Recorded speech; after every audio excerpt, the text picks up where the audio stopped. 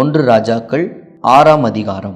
இஸ்ரவேல் புத்திரர் எகிப்து தேசத்திலிருந்து புறப்பட்ட 480ஆம் வருஷத்திலும் சாலமோன் இஸ்ரவேலின் மேல் ராஜாவான 4ஆம் வருஷம் சீப் மாதமாகிய 2ஆம் மாதத்திலும் அவன் கர்த்தரின் ஆலயத்தை கட்டத் தொடங்கினான்.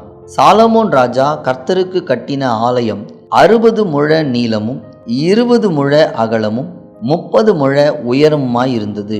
ஆலயமாகிய அந்த மாளிகையின் முகப்பிலே அவன் கட்டின மண்டபம் ஆலயத்தின் அகலத்திற்கு சரியாய் 20 முழ நீளமும் ஆலயத்துக்கு முன்னே 10 முழ அகலமுமாயிருந்தது. பார்வைக்கு குறுகி போகிற ஒடுக்கமான ஜன்னல்களை ஆலயத்திற்கு செய்வித்தான்.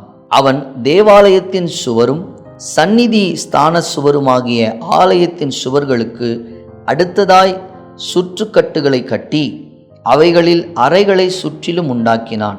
கீழே இருக்கிற சுற்றுக்கட்டு 5 முழ அகலமும் நடுவே இருக்கிறது 6 முழ அகலமும் மூன்றாவதாய் இருக்கிறது 7 முழ அகலமுமாயிருந்தது. அவைகள் ஆலயத்தினுடைய சுவர்களிலே தாங்காதபடிக்கு ஆலயத்தை சுற்றிலும் புறம்பே ஒட்டு சுவர்களை கட்டுவித்தான். ஆலயம் கட்டப்படுகையில் அது பனி தீர்ந்து கொண்டு வரப்பட்ட கற்களாலே கட்டப்பட்டது. ஆகையால் அது கட்டப்படுகிற போது சுத்திகள், வாச்சிகள் முதலான எந்த இருப்பு ஆயுதங்களின் சத்தமும் அதிலே கேட்கப்படவில்லை. நடு அறைகளுக்கு போகிற வாசற்படி ஆலயத்தின் வலதுபுறத்தில் இருந்தது. சுழற்படிகளால் நடு அறைகளுக்கும் நடு அறைகளிலிருந்து 3வது அறைகளுக்கும் ஏறுவார்கள். இவ்விதமாய் அவன் ஆலயத்தை கட்டி கேதுரு மர உத்தரங்களாலும் பலகைகளாலும் ஆலயத்தை மச்சுப்பாவி முடித்தான். அவன் 5 முழ உயரமான சுற்றுக்கட்டுகளை ஆலயத்தின் மேலெங்கும் கட்டுவித்தான். அவைகள் கேதுரு மரங்களால் ஆலயத்தோடே இணைக்கப்பட்டிருந்தது. அப்பொழுது கர்த்தருடைய வார்த்தை சாலமோனுக்கு உண்டாயிற்று. அவர், நீ என் கட்டளைகளின்படி நடந்து என் நீதி நியாயங்களை நிறைவேற்றி என் கற்பனைகளின்படியெல்லாம் நடந்து கொள்ளும்படிக்கு அவைகளை கை கொண்டால் நீ கட்டுகிற இந்த ஆலயத்தை குறித்து நான் உன் தகப்பனாகிய தாவீதோடே சொன்ன என் வார்த்தையை உன்னிடத்தில் நிறைவேற்றி இஸ்ரவேல் புத்திரர் நடுவிலே வாசம் பண்ணி என் ஜனமாகிய இஸ்ரவேலை கைவிடாதிருப்பேன் என்றார். மத்தேயு எழுதினதான சுவிசேஷம் 12ஆம் அதிகாரம்.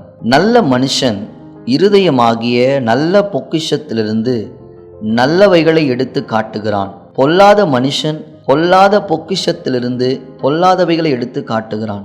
மனுஷர் பேசும் வீணான வார்த்தைகள் யாவையும் குறித்து நியாய தீர்ப்பு நாளிலே கணக்கு ஒப்புவிக்க வேண்டும் என்று உங்களுக்கு சொல்லுகிறேன்.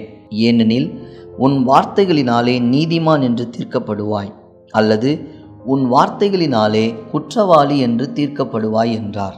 அப்பொழுது வேத பாரகரிலும் பரிசேயரிலும் சிலர் அவரை நோக்கி, போதகரே, உம்மால் ஒரு அடையாளத்தை காண விரும்புகிறோம் என்றார்கள். அவர்களுக்கு அவர் பிரதியுத்தரமாக, இந்த பொல்லாத விபசார சந்ததியார் அடையாளத்தை தேடுகிறார்கள்.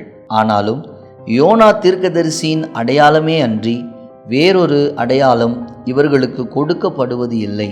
வேறே அடையாளம் இவர்களுக்கு கொடுக்கப்படுவது இல்லை. யோனா இரவும் பகலும் 3 நாள் ஒரு பெரிய மீனின் வயிற்றில் இருந்தது போல மனுஷகுமாரனும் இரவும் பகலும் 3 நாள் பூமியின் இருதயத்தில் இருப்பார். யோனாவின் பிரசங்கத்தை கேட்டு நினிவே பட்டணத்தார் மனம் திரும்பினார்கள்.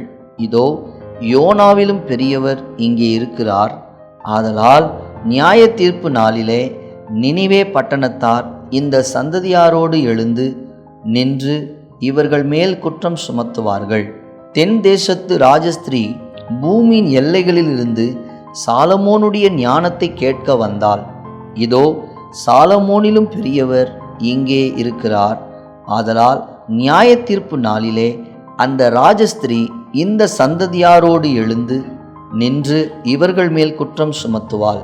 அசுத்த ஆவி ஒரு மனுஷனை விட்டு புறப்படும் போது வறண்ட இடங்களில் அலைந்து இளைப்பாறுதல் தேடியும் கண்டடையாமல் நான் விட்டு வந்த என் வீட்டுக்கு திரும்பி போவேன் என்று சொல்லி அங்கே வந்து அந்த வீடு வெறுமையாகவும் பெருக்கி ஜோடிக்கப்பட்டதாகவும் இருக்க கண்டு